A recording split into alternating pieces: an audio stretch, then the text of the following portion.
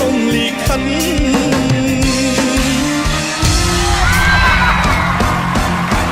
បងលឺអូនច្រៀងរៀបរាប់សេចក្តីរាយរាប់ថាស្រីពីស្អីស្មុំនឹងស្នេហ៍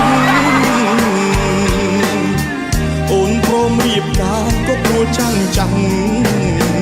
បងខំបដូរខ្លាំងឲ្យអូនរៀបការគូថ្មី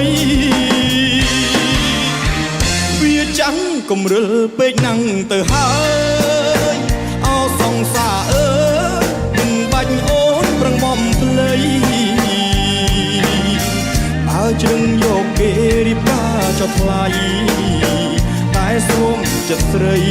កុំក្រឡៃដាក់ចាំងទុំបងដឹងបងក្រគេមានដល់កស្រីល្អគិតថាសាំងសមយកលេងប្រេះប្រដាំចោលដឹងចាស់ទុំហើយខានចោលរំលីខិនអរគុណពីមុនដែលស្រឡាញ់បងកុំពួយនួនល្អថាបងទៅរំខានស្រីពីសងសាក្រជន់ក៏ពិសីសូមឲ្យរូបស្រីចរណៃអូនបានសុខខា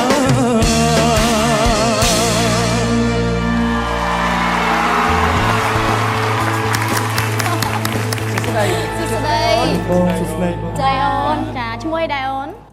ថែលថា